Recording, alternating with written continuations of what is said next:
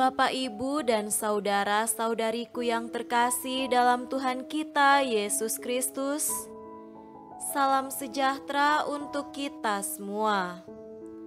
Berkat Allah yang Maha Kuasa senantiasa menyertai kita. Marilah kita mendengarkan dan merenungkan bacaan-bacaan kitab suci hari Jumat tanggal 5 Agustus tahun 2022. Bacaan pertama dari Nubuat Nahum pasal 1 ayat 15 dilanjutkan dengan pasal 2 ayat 2, pasal 3 ayat 1 sampai 3 dan ayat 6 sampai 7.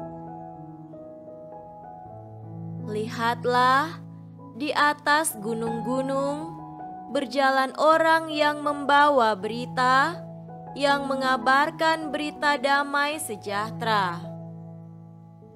Rayakanlah hari rayamu, hai Yehuda, bayarlah nazarmu. Sebab tidak akan datang lagi orang dursila menyerang engkau, ia telah dilenyapkan sama sekali. Sungguh, Tuhan memulihkan kebanggaan Yakub seperti kebanggaan Israel.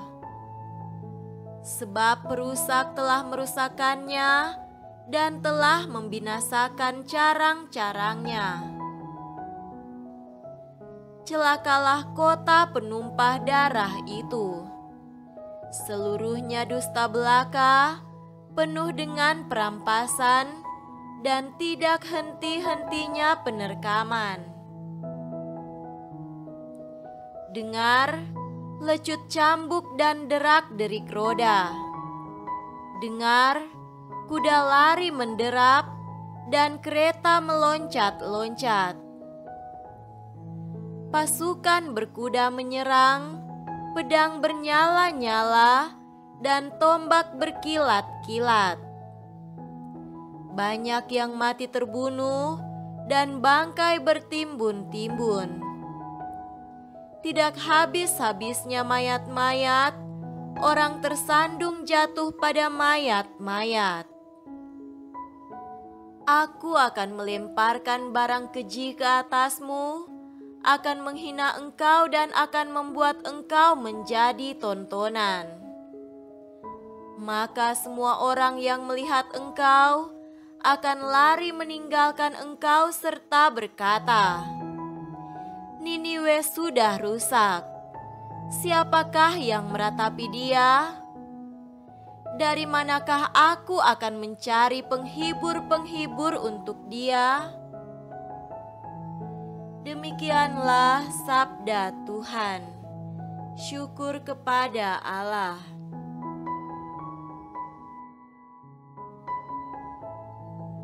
Semoga Tuhan beserta kita sekarang dan selama-lamanya.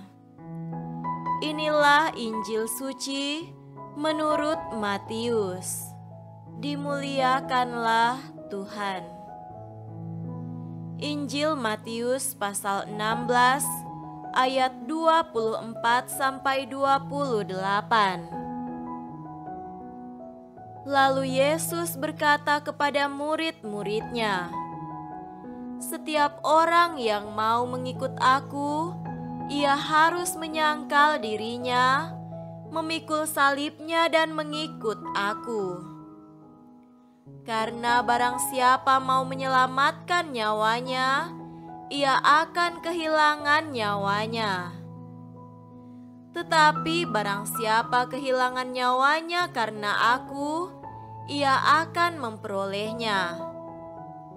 Apa gunanya seorang memperoleh seluruh dunia, tetapi kehilangan nyawanya? Dan apakah yang dapat diberikannya sebagai ganti nyawanya? Sebab Anak Manusia akan datang dalam kemuliaan Bapanya, diiringi malaikat-malaikatnya. Pada waktu itu, Ia akan membalas setiap orang menurut perbuatannya. Aku berkata kepadamu, sesungguhnya di antara orang yang hadir di sini, ada yang tidak akan mati sebelum mereka melihat Anak Manusia datang sebagai Raja dalam kerajaannya. Demikianlah sabda Tuhan. Terpujilah Kristus.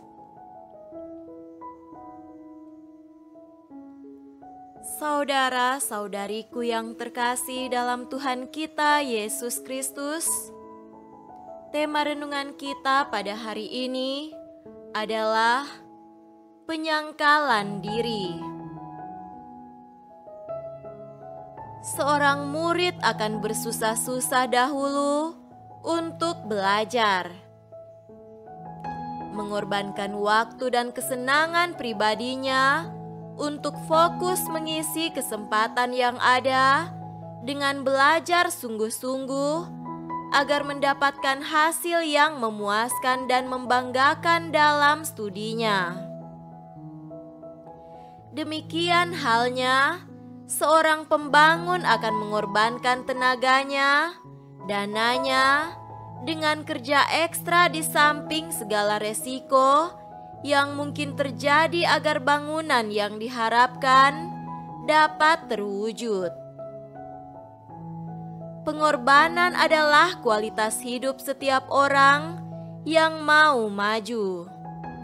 Mengorbankan waktu, tenaga, dana, kesempatan, dan lain-lain untuk menuju ke suatu yang lebih berharga dalam hidup, mencapai hasil gemilang, serta kemenangan. Akan tetapi, pengorbanan dapat terjadi juga dalam suasana hati yang tidak damai, menggerutu, tidak puas, dan setengah mati. Saudaraku yang terkasih, dalam bacaan Injil hari ini, Yesus mendorong para murid-Nya untuk bukan hanya berkorban, melainkan menyangkal diri dan memikul salib. Dalam penyangkalan diri dan memikul salib, para murid Kristus dengan kerelaan dan dengan segenap kerendahan hati dituntun dan dibimbing melalui pengorbanan-pengorbanan diri menuju pada kebaikan dan kesempurnaan. Penyangkalan diri dan memikul salib dapat dilakukan dengan hati yang tabah dan rela oleh karena satu alasan, yakni karena mengikuti jalan dan hidup Yesus. Tanpa alasan ini, sangatlah sering murid-murid Yesus lari dari kesulitan serta menyerah di tengah penderitaan.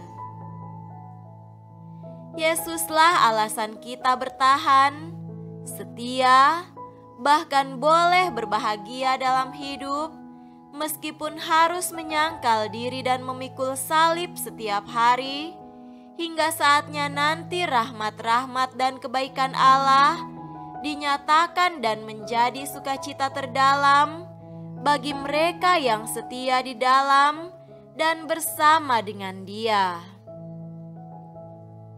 Semoga demikian. Amin.